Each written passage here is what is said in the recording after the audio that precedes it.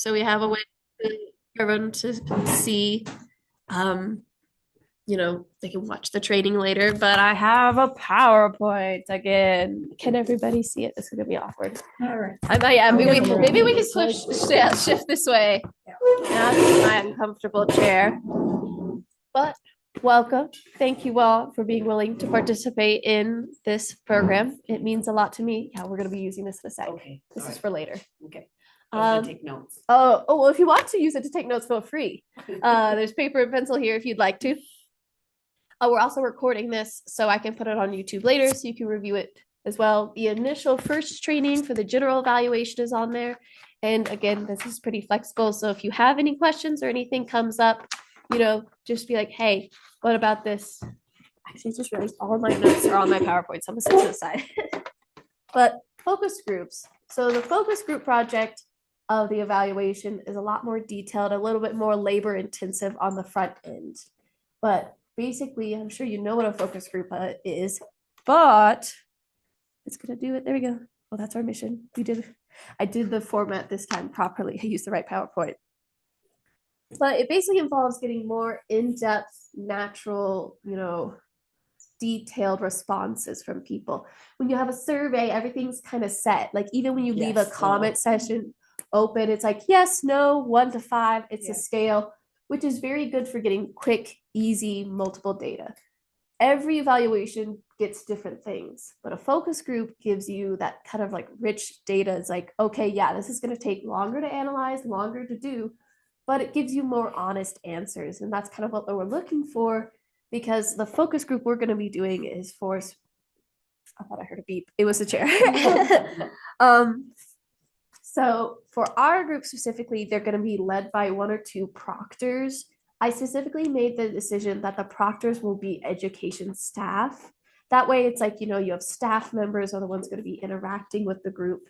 The focus group will be based of people who are low vision or blind. That's the, demographic we're looking to serve, because we created these interactives to serve the low vision community, and we want to make sure that we are actually doing that. So the focus group's purpose is to do exactly that. So the education staff will be leading the focus group, and what you volunteers will be doing the note taking. The note taking is the most essential part because of consent laws and different aspects. We won't be recording the focus group. It's just like, I could get into it. It's a whole lecture. But basically, when you step into a public space, you actually automatically get a lot of privacy rights. Most people don't think that that's a thing because social media has kind of ignored a lot of those rights. But technically, you have a lot of rights when you step into a public space, and especially a public institution, especially if you're getting people's responses for something like this. So you can't record them, but you can take notes. It's a whole thing. That's kind of all what I said here, but we can also go back and look at the PowerPoint later. And we're also not going to have a lot of participants. Like with the survey, we try and get as many people as possible. Like we're aiming for possibly 100 responses is a goal. But for the focus group, we're going to have groups of 5 to 10, 5 being the smallest, hopefully, but 10 being the most. This just helps, everyone feel heard. Your people don't have to talk over each other. And overall, everybody gives an answer. So yeah, that's what a focus group evaluation is. So sorry, y'all. Still have a little bit of a cold, but why do we do focus group evaluation? That's the next question. The responses from focus group discussions, they're more detailed, natural, and insightful. As I said earlier, that's just what we're looking for this part of the evaluation. And they're more, but as you know, like just talking and like trying to record people who are talking, it can be difficult to get the essence of what people say. So that's why for each focus group session, if we do multiple or just one, there'll be 2 to 3 note takers, possibly. Sorry. Go ahead. I just coughed. There's so much dust. That's why I'm coughing still. I have like dust down my throat. But so that's why the note takers are so important, why your job is so important, is because we have to try and get as much of the answer from as many people as possible. Sorry, it's easier when I can look at the screen and not look over here. I've said all this already. I just get ahead of myself. So what are your responsibilities? As volunteers, you will be the note takers. There's 2 to 3 note takers. And then outside the session, I may ask you guys for additional help with preparation, like setting things up, being ready, like scheduling, things like that. But that will be very minimal. And then we might do some preparation the day of. The plan is to do this on Mondays. We're closed in April, ideally the last 2 Mondays. So they get a lot of privacy in the galleries. There's not people walking by or stuff like that. How many sessions do you hope to do? So sorry.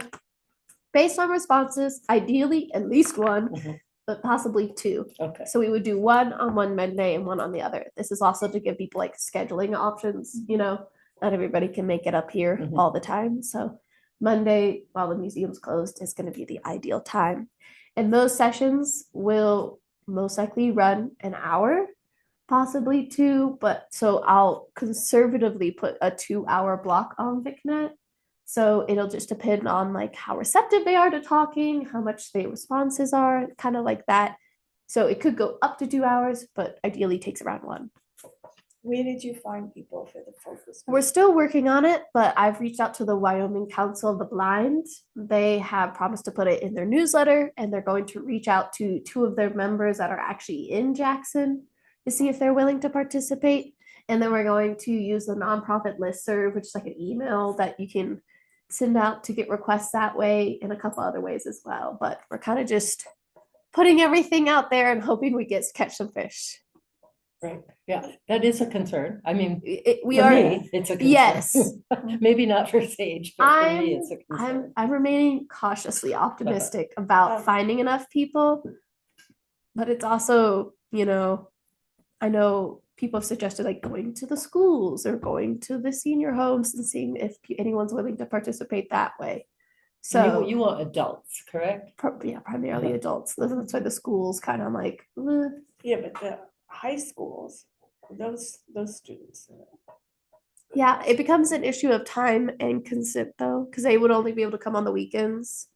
And we'd have to ask them to come in before opening, which is really early. So it's kind of like. I don't know what the school system's like. I do not. I'm used to Arkansas. We're like, Well, and the senior center, I would think would be Yeah. able to be helpful. Yeah, we're kind of like starting with the specific group, the Wyoming Council of the Blind, where a lot of the official stuff happens, and then like going down from there.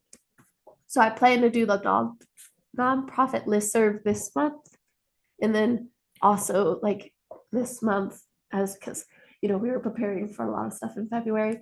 So in March, I'm gonna do a lot of recruitment in all the different places. And so. remind me, maybe there's a slide about this, but how are you incentivizing? Are you giving them something? I think they get extra stuff. So I've already talked to the shop. The shop and I are gonna build like a little basket thing of some stuff from the shop that they're willing to give us some extra things. But then I'm also trying to work on possibly getting like a sponsor from the area. Someone suggested Snake River Roasting, that they do a lot of work with nonprofits, to possibly sponsor like a gift card or something like that. Most of the time when you're doing an evaluation like this, you plan it a year or so in advance. You ask for a budgetary need and you compensate them with cash. But we're doing a no cash, like, $0 run. We're doing a $0 budget. So we're trying our best to do what we can to compensate them as well as we can. Will So Pallet not give you a gift card? You try. What about I'm sure we'd have to purchase it. we'd have to buy it. Yeah. But then they would. Yeah, of course. We don't have the money though. So What about a family pass to the museum for a year? Oh, that's another. that would also be a good idea too. Yeah. I'll have to reach out to development about that because it'll be up to them if they can. But yeah, that's not in one of the slides. That was in the general evaluation training slide, but that's good ideas. I appreciate, like I said, I need all the feedback I can. I'm new. I still don't know Jackson that well. All right. Of course, you're right in the middle of that. Okay. Ignore the big tab in the middle. The Zoom phone call will be fine. But this is kind of note-taking 101 for focus group, and feel free to, you'll be able to go back and look at this later. But I'll, of course, repeat it, is that shorthand is encouraged, but it must either be common shorthand or you must provide a key. So for instance, I gave the example of a W with a slash for with. That to me is common shorthand, or the and that I can't write, but I can type on the computer. That's and like that's a common shorthand. It's on the computer, keyboard, so people understand that. So if you're going to use shorthand, please either provide a key of like, this is what this means, or use very commonly accepted shorthand. Try to best to keep your handwriting neat. I'm a handwriting criminal. I know that my handwriting is hard, but I also know which letters people can't read. My A's and my U's get very confused because I never complete my A's. I never had a handwriting class. So just try and keep your handwriting neat. Capturing responses word for word is very difficult. You'll never be able to do that. So the best way I suggest doing note taking is to capture the essence or the themes or important quotes. So I'll give you, this is a practice paper, but I'll make a note-taking format with the questions that we plan to ask, and then also a question for free notes, because a lot of times in focus groups, you can kind of go off on a tangent with a certain question. So there'll be sections for you to write under the questions we specifically ask, but also a section for you to write key themes and questions for any other questions that might come up with the natural way of the discussion. Sage, maybe you covered this earlier, but where in all of this, besides the response notes, is there room for how the person reflects or looks or body language? So with focus group, especially like responses like that, body language isn't entirely encouraged to be recorded because, for example, if I do something like that, people might be like, oh, I'm nervous. I have an ear condition, chronically small ear canal, which means I have an itchy ear all the time. So people might think, oh, she's nervous answering the question. She's itching her ear. It's a medical condition. So you don't really record body language because there's a lot of assumptions that might come with that. Assumptions come with response too, but words are a little bit more true to what a person is trying to say at the very least. So when you're doing the responses, we do not record body language unless it's like something very, very. I would imagine unless it's something where you're by the tactile display and you can see them feeling Yes. all over, but not finding the sensors or something like that. If it's something with the interactive, like them touching it and interacting with it, that is okay. But body language, like this, we don't record that kind of stuff. Like, even though that might seem discontent, it's also maybe someone's hands are cold. The museum gets cold. You might want to keep your arms in your armpit. That kind of stuff. We just don't want to read too much into body language. We want to read about what they're doing with the interactive and how they're responding to the questions we're asking them.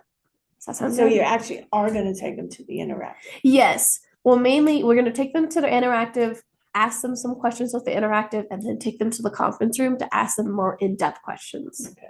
So it'll be a little global exercise. You'll be doing a little bit of walking, but not too much. Some other stuff though, or the most important note, no matter what you do, try your best. We appreciate your effort. Note taking is hard. It's going to be very difficult, especially with a lot of talking. So we just appreciate you guys trying to do this. Any other questions or concerns about the project or how it's looking? So Always. If I'm a note taker and I'm taking notes using my shorthand, whatever on that paper, do I type it up for you to read it, or I just hand it to you? You will and type hand it up? to me. It'll be my job to quantify the data. You can't really put numbers to responses, but what I will do is use your notes to make a data sheet, which is just making Jane's notes from this date, this time. And I'll make a whole summary where it's common themes that came up. There was a lot of complaints about this, or a lot of thoughts on this. So you will just give me your notes after the session and I will take care of it. And I imagine we'll have our name on it. So if you have a question, you can know who to ask. Yes, you will give me your name for each notes. And I will say, if you are interested in what it looks like when you take the answers and make them more data, we can do a little thing on that with I can have you guys come in, you can watch me do it, that kind of thing, and we can work on quantifying your responses together if that's something you're interested in. But if you're not, you can just hand off your notes and you call it a day. Okay, question. All right, so I write in cursive. It's really hard to read. I read cursive. Okay, but my question is, when I take the notes, I'll write it down. Can I rewrite it so you can read it? If you would like to, Okay, yes. then I'm fine. Yeah, if it's Because better if when I you're just writing gave it fast. to you, you'd be in trouble. Right. I do see read what you're cursive saying. though. Like that, I was one of the last classes at my school to read cursive. But we all understand our own, shorthand. Sure, Yes. whatever. So I Yeah. would think it would be easier for you if we go through our notes and like, if something needs to be, Yeah, if you feel like there are some things, it'll kind of be like, I'll give you a week, Oh, that's fine. I To didn't Oh, redo get it back right to away. So you don't want them that day. No, you don't have to. It's kind of just like, I know some people will be very hands off on the process, I'm so they're done. gonna You can want to be read my like, writing. Let they're me know like, if you have let questions. me know if you have questions. But if you want to be like, I'm gonna rewrite and try. The Okay. thing is, I would like both sets of notes because we talked about in the first training, bias is inherent. We all are that way. So it's like, if you take for your sure. notes and also transfer your notes, you might, Give you both. yeah, put your thoughts into it, which is completely fine, but it's also my thoughts. We're gonna be my thoughts, Jane's thoughts, Patricia's thoughts. It's gonna be a whole circle of thoughts. So yeah, it'll be a pretty flexible process.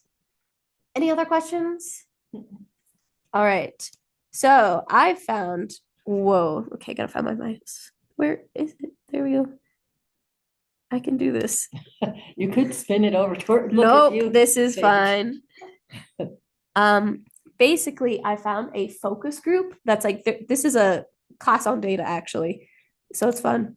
And they did like a demonstration group of like a focus group. Now their question was on health and families, so it's not very relevant, but it is a focus group that we can use to practice taking notes just for a little bit, so everyone can see what it's like to like have people talk naturally and like other things and have to try and like really get the notes down. So I brought everybody paper and we all have pencils over there. I'm gonna finish setting up over here. We're gonna need a whole packet. Not a whole packet, just one page. I just grabbed a bunch because I was like, I don't know who's coming.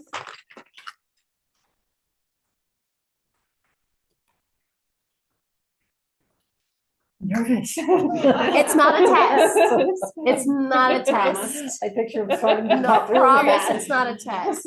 It's simply just like, a lot of people, if they haven't been around or done a focus group before, it's kind of like doing your first is really stressful. So this is kind of just an example. And of course, we'll try to do a practice session for this one, but it's a little harder, like without like a video like this. So this is gonna be very helpful. So this is like a class. How many minutes is this gonna be? This is 30, but we're not gonna do the whole Okay. 30. Like this is just an example of what it, I actually have a quick question before this, maybe. So if we have two note takers, or you said two, 2 to two 3. to three, okay. I'm just thinking about like pacing, with them like interacting and then getting interviewed and all of that. Do you have an idea of how that's gonna look? It depends. on Yeah, how so many what's gonna people, happen but- is since we'll be closed, they'll be asked to come in the security entrance. It's also like a handicap entrance, so that'll probably be very helpful for them. We're gonna go to the conference room, have everybody settle down, make sure everybody's there. Then I'm gonna give like an introduction, like, hi, thank you so much for participating, give them an overview of because the whole thing is like, informed consent. Like you let them know what the process is going to be like, what they're going to be expected to do, any questions. So there'll be an introduction there. And then I'll say, okay, we're going to go take you to the interactives. We're going to ask you for your honest responses. We'll have these note takers here, and I'll introduce everybody who's going to be involved so they're very aware of who's going. And then we'll walk down to the interactives together, interact with those for about like 10 to 15 minutes ish. Kind of depends on like, how into it they are. And then maybe even half hour, like I'd say 15 minutes minimum, 30 minutes max. And then we go back to the conference room and continue the session there where we ask them in-depth questions when they're not in front of the interactive. Most of them will probably come with somebody. Probably yes. And they're going to be allowed to like talk to them and ask for their help and stuff because that's what would be expected, that if they came into the museum would probably happen anyway. My question is though, do they participate in the focus group and answering the The questions? helpers? The helpers. So it's going to be kind of a mix because, I'm sure the person who's helping them will also have great opinions on like how accessible is this for someone who is helping. Yeah, exactly. It's not, it's for the low vision community, but the low vision community, has people who, need their help. So their input is just as important because that's a person who's probably, if they naturally come across this in the galleries, going to be there to help them with the interactive. So Okay, so you have, person A is the person low vision, and person B is the, person who came with them to help. And so do you, when you're making notes, do you say person A's no, reaction, person's B reaction? yeah, it'll be kind of like, you know, we'll have to maybe think about developing a shorthand or like columns. That's what I think I might end up doing is like columns, for somebody who's low vision and perhaps their helper. And that's why you have like 2 to 3 note takers is you can kind of assign them to the different people, Oh, and and have alright. them focus on somebody, like not taking general notes. It's like, okay, you're going to be working with who? You're going to be working with this person. So that'll make the process run a little better because then you're not having to pay attention to everybody. You're just paying attention to the people who you're working with. Okay, all right, that makes sense. And see, this is important questions because it's like something. So I'm like, yeah, I'm going to do this like automatically in my mind, but I forget to tell people. Sage, how many people are you anticipating altogether? I know you. covered 5 this to already. 10? in the 5 to focus 10 group? in the focus Oh, group. but including helpers? Yes. Okay. Gotcha. That's why the 5 to 10 number is there and why we might end up having 2 sessions. So are you meeting ahead of time with the 5 to 10 people? I will So have, they know what this is gonna look like. yes, I'll probably do a Zoom meeting with them where, we talk about all the aspects, but then of course we'll repeat it in the conference room. Repetition is best. That's not to assume with anything. So I'll have a Zoom meeting sometime at the beginning of April with the people, hopefully, because hopefully we'll have finished recruitment at that point. And then at the end of April, they'll actually come into the museum. We'll repeat everything, that kind of stuff. All good questions. Like I said, there's no bad questions. This because I have everything locked in my head and sometimes I forget to share. But yeah. So hopefully this is loud enough because my When are laptop. the elephants showing up? May. We're also trying to do it before then. Hello. Yeah, it's going. It's a long. Good afternoon. Welcome to our focus group. Yes. My name is Dick Kruger, and I work here at the University of Minnesota, and I'm helping on the study that deals with healthy living and healthy eating habits. With me is Marianne Casey, and she's going to be taking notes as we go through our conversation today. You've been invited because you have some insights about healthy families, and that's going to be our topic today. Of what does a healthy family do? What are the activities that are involved in a healthy family, and how are they different from other families? And so we're going to be talking about that. I've got a few questions I want to go through. A few ground rules that will be helpful. If you have a cell phone, I'd like you to put it on the quiet mode. We are going to be audio recording. I have an audio recorder right here that will be helpful. And we'd like to make it like a conversation. So feel free to add to what others have to say as a group. We don't expect everyone to have the same views or experiences. We likely will see differences. Now, one of our ground rules too is that we're going to be talking about families, but we don't want names of families, either the family members or their last name. So we'll just call it our healthy family. And it might be parents or children. It's a refer to class, them as so parents they're or children learning. in the So there's family like as we 20 carry people on in the with our back, but only conversation. 5 to 6 Okay. around. We only have to pay attention. Let's though take a moment and find out a little bit about you and who's in this group. And what I'd like to do is go around the table, because we start here, and tell us your name, and then tell us what do you most enjoy doing in your free time? Okay, well, my name's Cara Ullman, and do you just want the name? Sure. Okay. That's fine. Well, so I'm a student, so a lot of my time is either occupied working or reading, doing homework for school. So when I do get some time on myself, I actually like to go to the Humane Society and hang out with some animals. And then when it's nice out like this, find something active to do, like bike or go on a run. Something active, preferably with friends or family. Yeah, my name is Gasla Dadras, and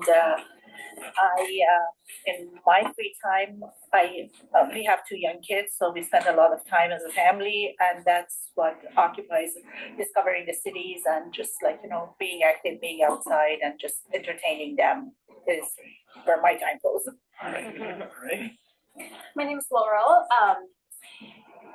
In the summer, I like to have my hands in dirt. I like to do gardening, and in the wintertime, I like to bake. My name is Hannah. I probably spend most all of my free time doing improv, either performing or watching. All right.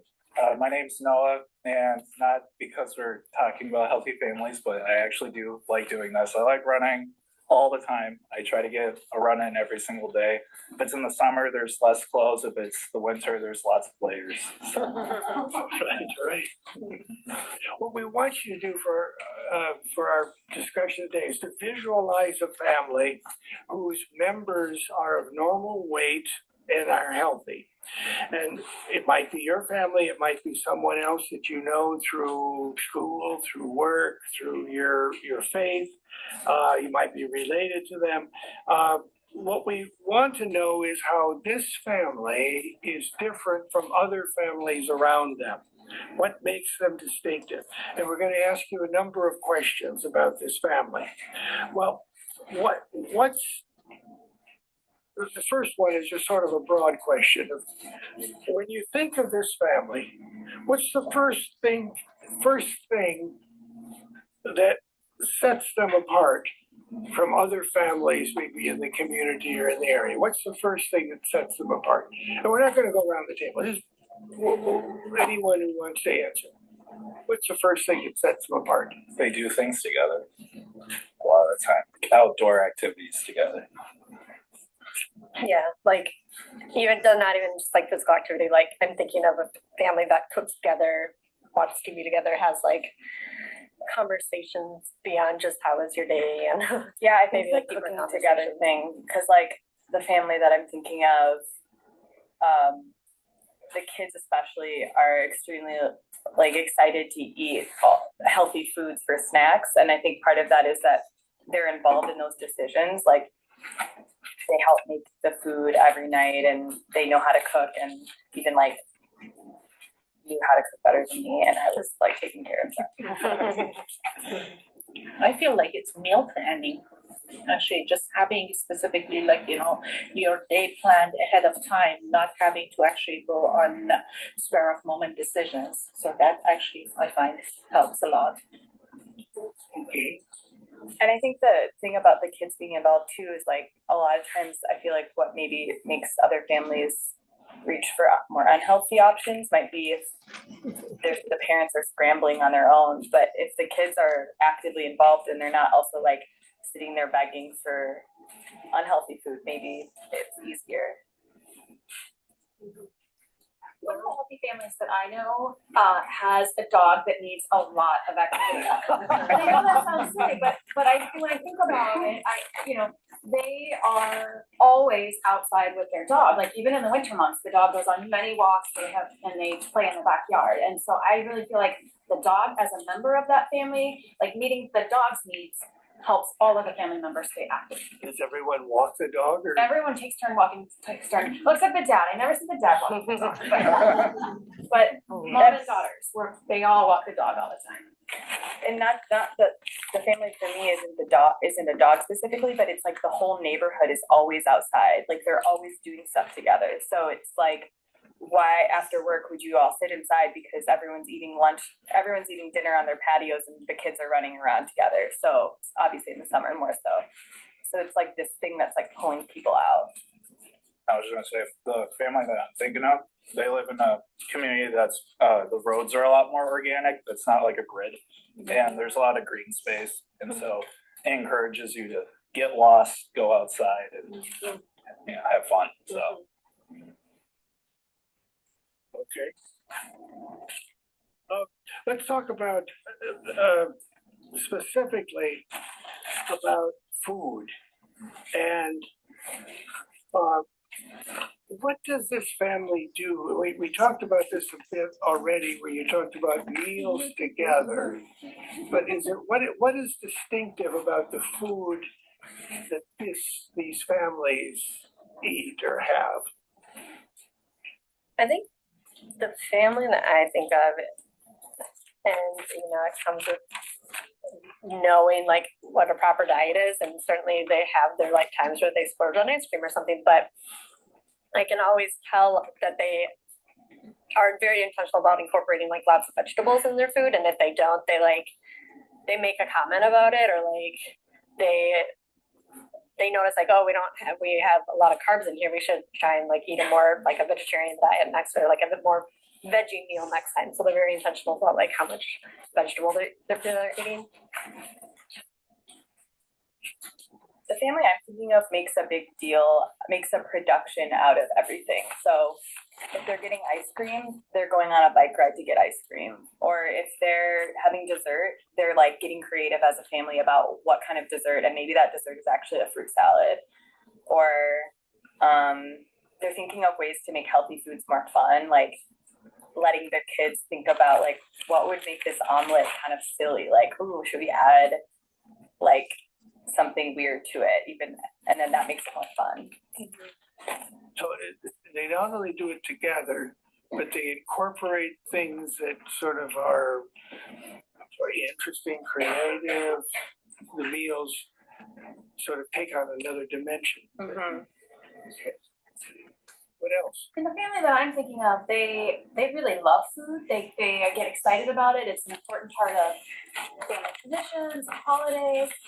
And one of the things that I've noticed about them is that they don't have any, there's no sense of like good foods or bad foods. It's like there's a place for all foods, but we modulate it, So there's like, vegetables are something we do every day, but treats are something that we do occasionally. And we're passionate about all those different kinds of foods, but we never make comments about how we shouldn't be eating this, or how it's bad to eat it, or how we're going to have to, make up for it later or anything like that. We enjoy the food we have in any given moment, whether that food is broccoli or ice cream.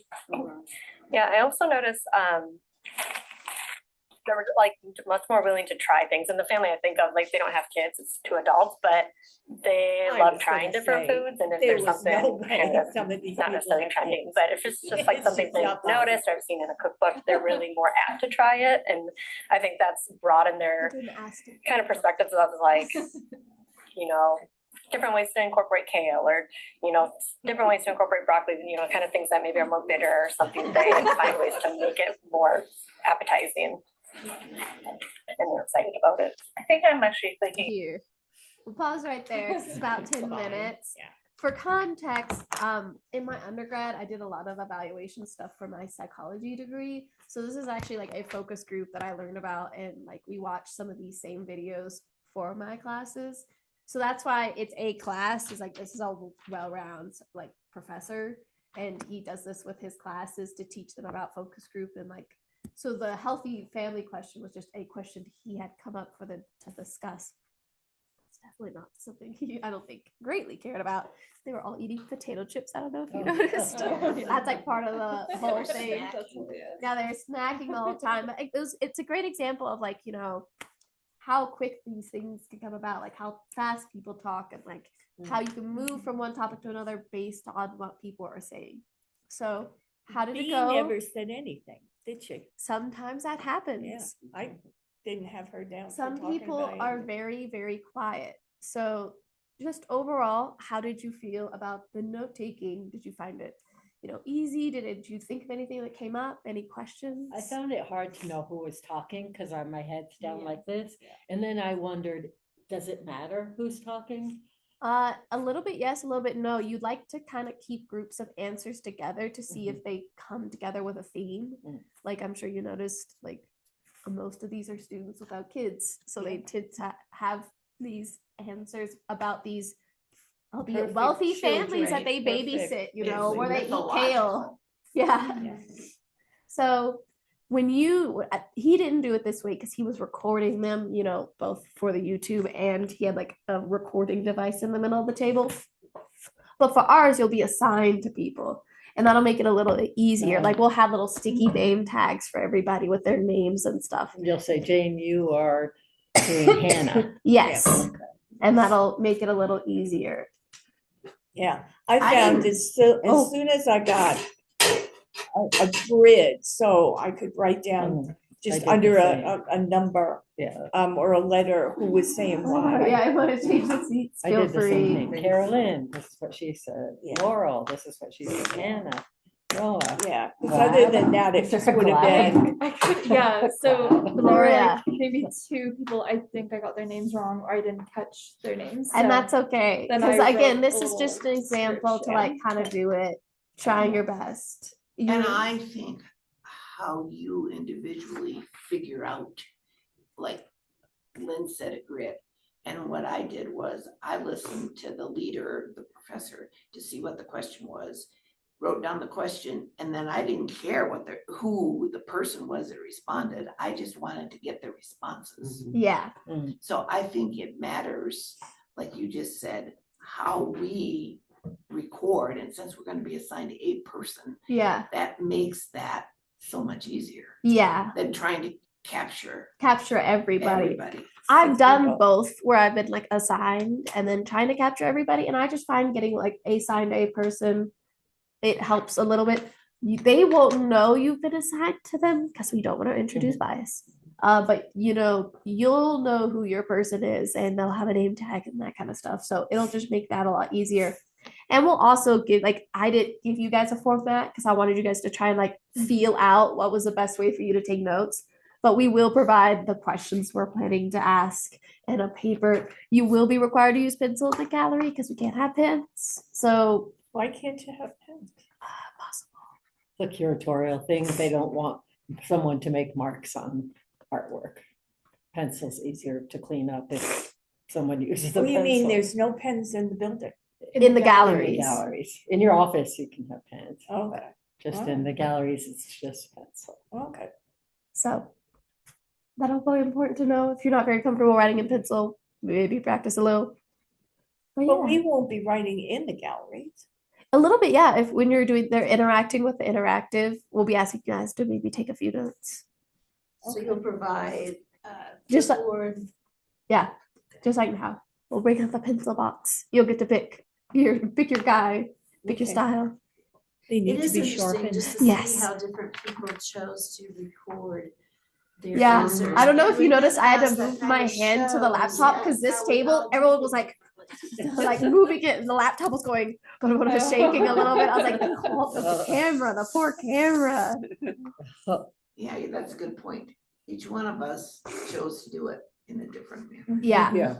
I'll try to make the format as basic as possible to give you that freedom to take the notes as you see fit. But I will provide the questions so you at least can have that ready. That's good. That's why there'll be That's like a free form section for you to write notes, but also the questions. And we'll have like clipboards and stuff. It'll be all provided. Okay, and the actual name of people. Actual name of people, yes, I will give you their actual names. I have no idea how close I was, other than Laurel. She was pretty. Yeah, there was Laurel, Noah, Noah, yeah. Gloria. A See, I couple other don't have a people. Noah. Noah, yeah, Noah. I have a Gloria Deb, was the one I Laurel, couldn't figure Hannah, out. and Real. Elle. Lynn. Yeah, it was pretty close.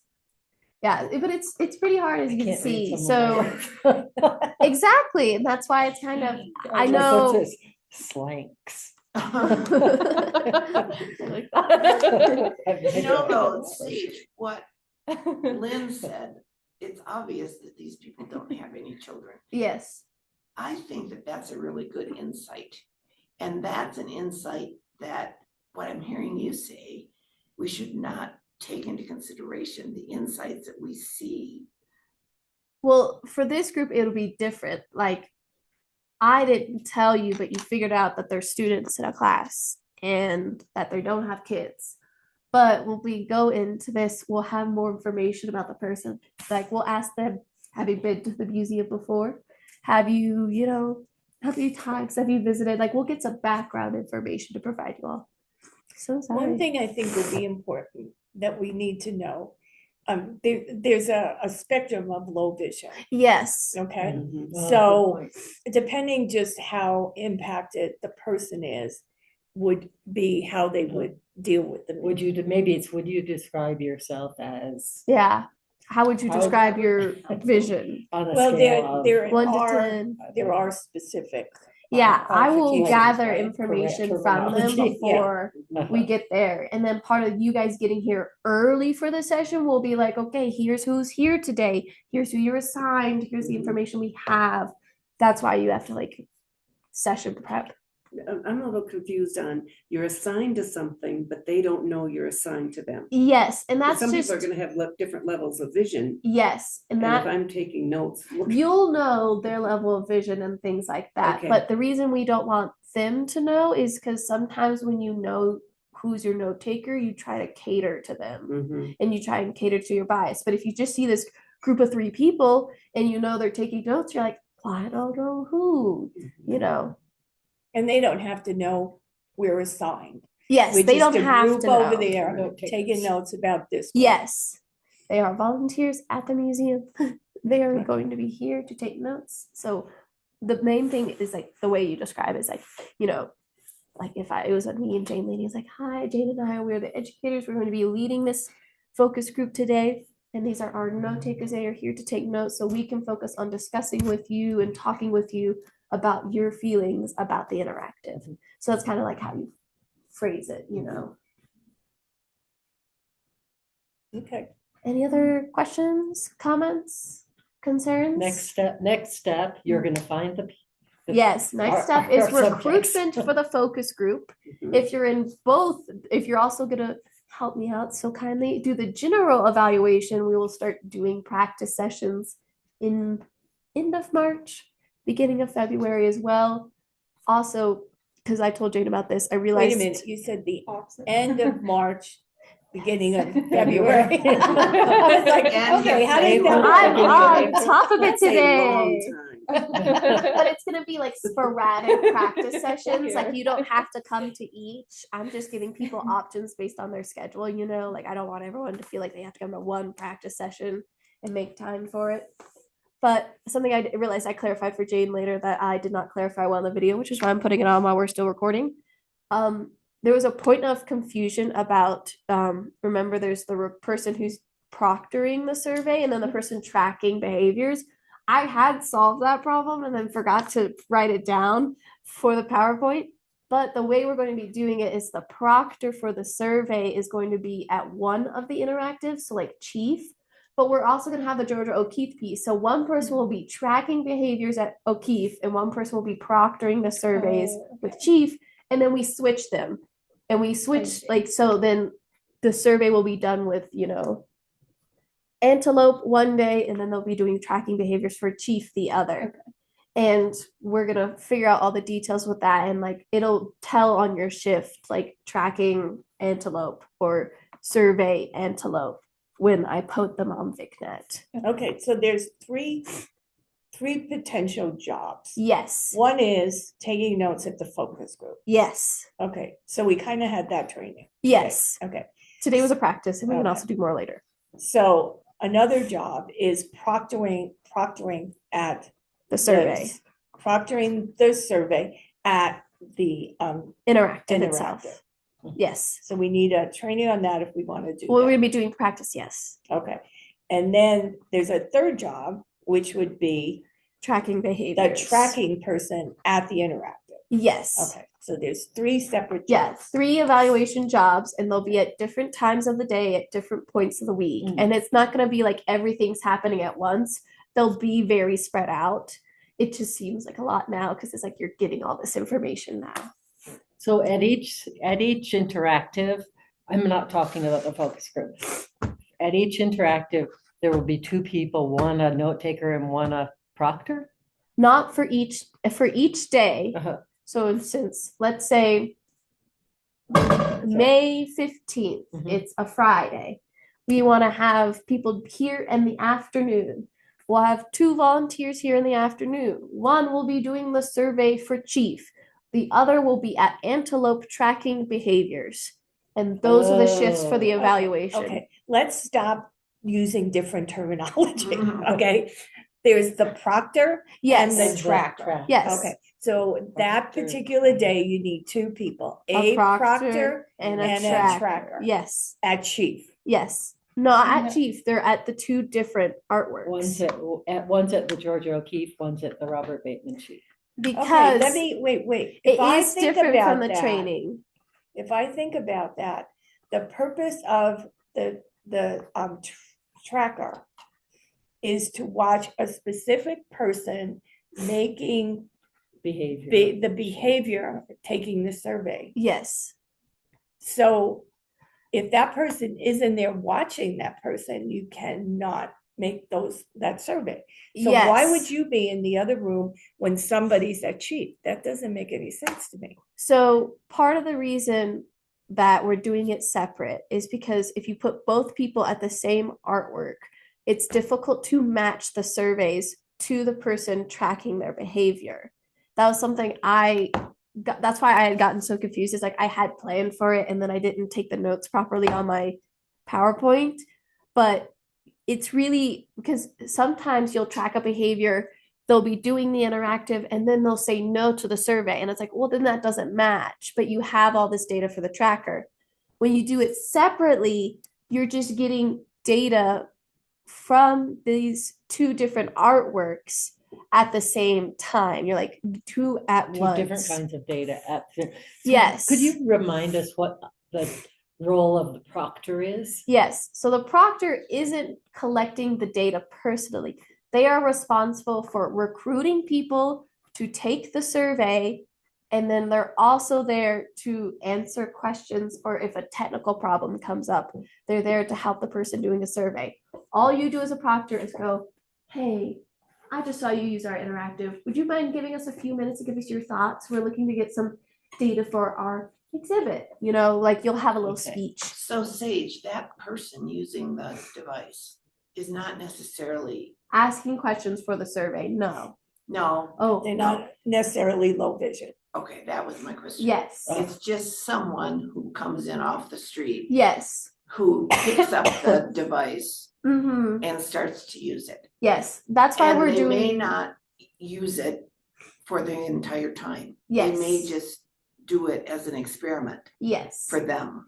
Yes. And so Ellen goes up to that person and says, I see that you were using our device here. Would you Yes. mind helping us with this survey? The big difference is the focus group is being done to try and get data and responses from the low vision community specifically, because you never know in a general sense if somebody is low vision until you ask them and that kind of thing. So the focus group is going to give us really good natural data for the group we're wanting. We wanted to help this group and we want to make sure we're serving them. So we're putting a lot of effort into doing a focus group. The survey and the tracking is just for general, because most of the time when you create something like this, where it's supposed to, we're serving the low vision community by having this touchable exhibit, the general public also benefits. So the survey and the tracking is doing data for the general public. Anybody can use that, and we want to see why the general public is interested. How long are they interested? Are they actually using the interactive? So that's why there's 2 parts of this, and why it can be confusing, because technically you're doing 2 different audiences. Right, that's where I was confused. The self-selected and the invited. So on Yes. that day, Ellen is successful getting you to do the survey. All right, now, is Ellen's job for the day finished after you, Sage, say, I'll do the survey? So the person, once they say yes, there will be other data. That's why we're going to do practice sessions, is to practice what you do. Once someone says yes or no, we ask that you record some like just catch rate data. I talked about this in the other general training, but we can talk about it again. Catch rate is like if people say yes or no. It's a very technical evaluation thing. But the only thing you need to know is every time you ask someone, will you do the survey? You record if they say yes or no. And then if they give you a reason for no, you provide that reason. And that's all you do for the proctor. You ask people, will you do this survey? You record their response to saying the question of the survey, and you kind of just act as like, you know, a general presence with the iPad because it's gonna be on an iPad stand. You're not gonna be holding the survey. You're not gonna be asking any of the questions. They're gonna be filling out a Google form that'll then come to me. Okay, but back to my question. Yes. Once somebody says yes and they do the survey, is Ellen's job finished No. for the day? So it'll be hour or so chunks. And so like a person says yes, they do the survey, they move on. You go and continue on until the next person. We'll practice doing randomization. That was in the first training, but it's like you will randomize your sample. You start counting again. 1, 2, you'll 3, count for a certain thing number to is. get a random sample person of people interacting. And this is why the practice is going to be important. It's going to be practicing.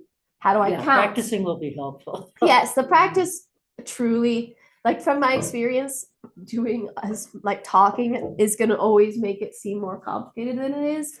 Once you practice it, it makes a lot of sense. Okay, back to my confusion. Yes. Okay, you've got the proctor at Chief and you've got the tracker at Yeah. O'Keefe. But there's no proctor at O'Keefe to ask somebody to do the So that's survey. So remember when I talked about general rights, how you have a bit of rights when you enter a public space? Yeah. You guys might not even know it, but you're allowed to record people's behaviors if you're not recording them on a device or using their image. So that's why the tracker will be like, say you're using the interactive over there. I'm over here. I'm the tracker. I have a little iPad. I'm putting in data on a different Google form. So I'm saying, how long did you spend? And I have a stopwatch, so I know how long you spent. How many buttons did you use? I put how many buttons. Did you use English or Spanish or both? I put what you use. And that's all the tracker is doing. They're using observation to record They're not data. asking those questions. They're not asking. They're just using like what you see. So because that's allowed. iPad on the stand is only at one of those locations. Right. Yes. So that's what you were talking about. You can't kind of coordinate the tracker and the proctor at one. Yes. Okay. So they're totally different responses from totally different people. The reason they're at the same general public. Yes. Yeah. The reason they're at the same time is because that becomes a sample size of that time period. Both the tracker and the proctor have the same amount of people in theory to pull from, and it becomes like a sample size and the data remains good. It's a whole evaluation project thing. Okay. The tracker then, are we using the same randomization as proctor? Yes. Okay. And that's why we'll practice. We'll have a tracker practice session and a proctor. Like we'll keep them separate. So we're not going to do them at the same time because that can get confusing. And especially if you don't want to do one, like you're like, I don't want to be a tracker. I don't want to do that. So if the tracker's doing randomization and you count, say, 5, fifth person, but that person doesn't necessarily go anywhere near. Well, it's people who interact with so it's like you see someone approach. If they start to interact. Yeah. Someone is 2 if they start to interact. Because there's a Is difference. That the same for the proctor? Yeah, there's a I thought we difference just between like walking by something I think and approaching to use something. And we'll talk about like what that looks like. Okay, so it's not really randomization for the survey, because you're not just counting up to 5 and saying, excuse me, would you like to? I do mean, this you survey? are, but it's with people who interact with it. So like the second person to interact with it, that's the person you ask to do the survey. You're not asking every person who interacts with And the it. second person who interacts with it is what the tracker takes notes on. Yes. So you don't count the guy who just walks past Chief. Yeah. If they just like walk past the interactive, like maybe glance at it, that's kind of like where it gets a little foggy. That's kind of a no. It's kind of like I'll make the rule. They have to touch it for it to count. Even if they touch it and like back off, that's technically an interaction. Okay. But looking is different. Okay. But again, we'll go over these in the practice sessions. I want you all to Practice feel will be helpful. confident as you can, as much as you can be about this. And Okay. that's why we're doing the trainings. That's why the trainings get uploaded. And that's why we're gonna have all these practice sessions where I'll be there to help answer. And I'll throw you some simulations of things I've experienced as a person who's done data collection. Thank you. Any other Thank you, thoughts, Sage. questions? No, thank you guys for your patience and all your good questions. I hope this was helpful. You know, The taking notes was helpful. yeah. Yeah. And truly, if you want to Like watch the writing whole isn't session, bad it's if I only do it about like- 30 minutes. And if you look up focus group demonstration on YouTube, you find it that fast. Okay. And also you can look at the training and you'll be able to see the link of the video. So, Okay. all right. And they'll have name tags on. They'll have And if name they're sitting tags. around a table in the conference room, maybe you could do those placards with Oh, big yes. font with their names. Yes, we Oh, will. that would be nice. All right. They needed a person in that focus group who